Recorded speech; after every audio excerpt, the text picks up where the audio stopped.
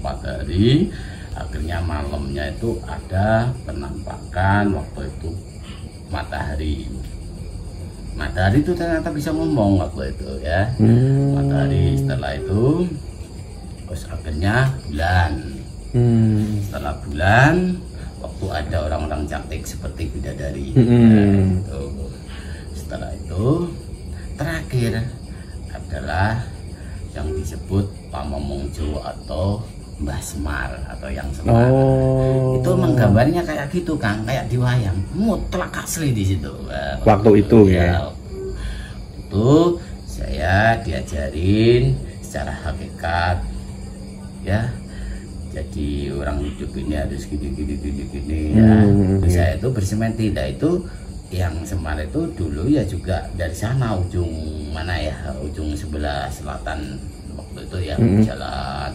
Tiba-tiba aku dia datang, nah, dia bilang gini, enteng gitu, sama jadi menunjukkan. Akhirnya saya dikasih pelajaran bahwa hidup ini harus bisa hidup yang bisa dimanfaatkan orang banyak, dalam arti bermanfaat untuk orang banyak. Nah, bagi orang banyak, hidupku urip bilangnya gitu ya. Itu masih banyak sekali itu ceritanya ya.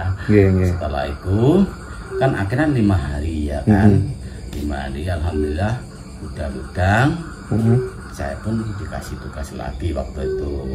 Harus jarah ke tempat ini. Waktu itu masih saya masih di lapangan. Harus datang.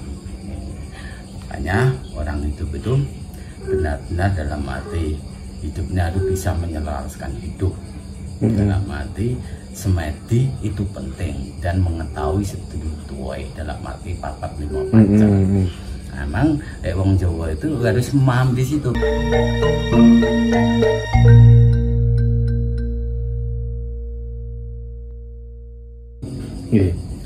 Mas Mansur, ini ada pertanyaan dari penonton. Pertanyaannya gini, Mas, apa bedanya semedi, meditasi, dan yoga?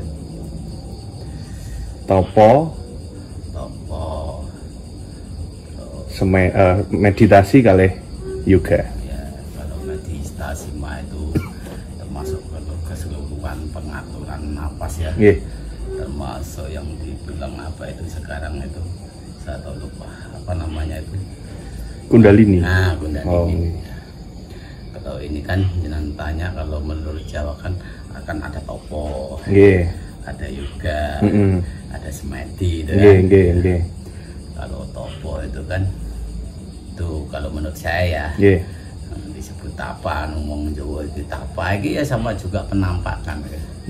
Katakanlah kita itu kadang-kalanya itu tidak berwirid pun melihat sesuatu atau fenomena dari alam, pocong maupun gambaran apa kayak hitam gede juga kan bisa juga bilang tapa-tapa itu masih dikendalikan akal atau pikiran kita. Bertapa. Tapa ini masih ada penampakan, belum sepenuhnya dari Allah SWT. Masih ada gangguan ya. Itu masih dasar kalau dibilang tapa ya. Tapi kalau yoga itu mendekatkan diri kepada Allah. Tapi sambil berwirid. Ya. Berwirid. Bahkan ya tadi kita itu sambil berwirid, katakanlah bahkan ada tahu-tahu ada penampakan juga datang itu, tapi penampakan loh ya, gambaran cara gaib itu yang dibilang yoga. Kalau semedi itu udah, kalau saya ya udah apa ya, udah finish, karena semedi itu swung, berserah diri kepada Allah. Semacam tingkatan atau step dari kita, apa istilahnya, laku atau bersemedi itu ada stepnya. Jadi pertama itu ya bertapa, lalu yoga, lalu masuk ke meditasi gitu ya. Iya.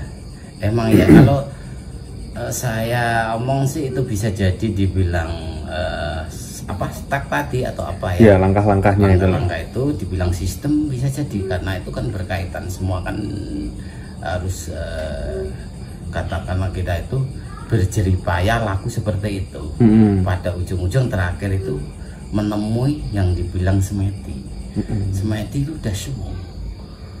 Katakan udah berserah total dalam arti kita itu duduk ini diam blok sedekap mandeng tujuh enggrono jarak jauh ya. Ya di situ pun saya juga pernah menjalani ya Kang ya, ini cerita sedikit ya. Jadi waktu saya itu semedi karena sampai 5 hari waktu itu. Di mana Mas? Di dalam gua, tapi punten sangat guanya saya tidak boleh saya sebutkan ya.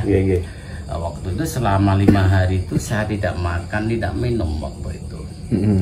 Maka kalau Anda bersemedi itu memang harus benar-benar berserah seperti orang apa ya namanya, legowo total lah, tidak memikirkan masalah duniawi ya. Waktu itu saya itu berjalan mulai dari hari apa kayak saya lupa itu sampai 5 hari di dalam gua itu emang banyak ajaran-ajaran yang diajarkan kepada saya dari leluhur itu. Ya dari awal emang ada penampakan ya. Macam-macam di situ. Itu berwirid dulu atau gimana Mas? Ya dari tahapannya awal emang saya belajar dulunya yaitu saya selalu tetap di dalam syariat sampai jalani. Tapi waktu itu kan saya yang saya bilang tadi juga. Tapi karena saya udah laku dalam arti lakon ya, laku ini karena saya ini udah berserah diri. Pada akhirnya saya itu dapat ditunjuk dari Allah Subhanahu wa taala. Saya tetap di situ diam, dan diam itu dalam arti mendekatkan diri kepada Allah, wis berserah dalam arti suwung ingin tahu yang sebetulnya. Ternyata di situ memang ada ditutur. Ditutur langsung dari leluhur. Tapi di waktu itu pun selama 1-2 hari emang ada gangguan. Ya, gangguan tadi penampakan atau dari makhluk-makhluk halus yang mukanya jelek, wes macam-macam lah di situ ya. Setelah itu karena hampir 3 hari sampai 4 hari, akhirnya malamnya itu ada penampakan. Waktu itu matahari itu ternyata bisa ngomong waktu itu ya. Matahari, setelah itu terus akhirnya bulan. Setelah bulan waktu ada orang-orang cantik seperti bidadari ya, gitu. Setelah itu terakhir adalah yang disebut Pamomongjo atau Mbah Semar atau yang Semar. Itu menggambarnya kayak gitu Kang, kayak di wayang, mutlak asli di situ. Waktu itu ya. Itu saya diajarin secara hakikat ya. Jadi orang hidup ini harus gini ya. Makanya saya ini sampai sekarang pun bisa tukar pengalaman sama anda itu ya. Saya itu bersemedi, itu yang Semar itu dulu ya juga dari sana ujung mana ya, ujung sebelah selatan waktu itu ya. Jalan tiba-tiba aku dia datang. Nah, dia bilang gini, enteng gitu.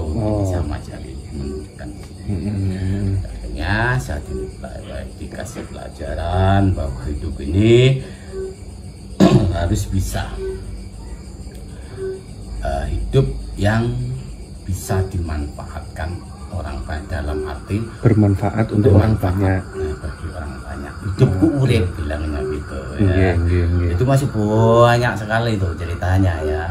Setelah itu kan akhirnya 5 hari ya kan. 5 hari alhamdulillah udah saya pun dikasih tugas lagi waktu itu. Harus jarah ke tempat ini. Waktu itu masih saya masih di lapangan, harus datang.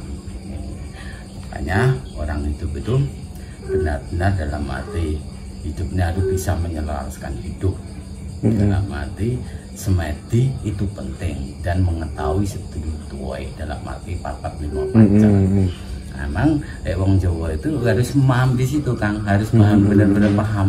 Dan asli mutak yang saya jalani ini, saya sekolah pun dari alam semesta, dalam arti ada binaan dari belakang saya, Mas, dari leluhur maksudnya. Tapi harus benar-benar berani lapar ya.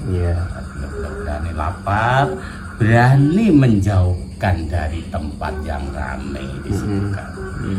Dan semudah ngomong gua cuma cipta itu.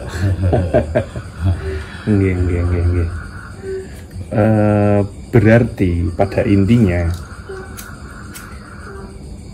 leluhur kita itu kan mengajarkan kita untuk selalu berperilaku baik sehingga bisa bermanfaat bagi untuk orang banyak gitu ya. Betul. Emang itulah pesan leluhur itu yang benar-benar, dan leluhur pun dan mendoakan kita siap pun sama juga mengangkat diri kepada Allah. Kalau kita itu tahu sama dia, dia pun tahu juga mendoakan kita gitu ya. Pada intinya ujungnya sama. Ketuhanan kita yang Maha Esa, dalam arti kita menyembah marang Allah SWT. Siap. Wah, mantap.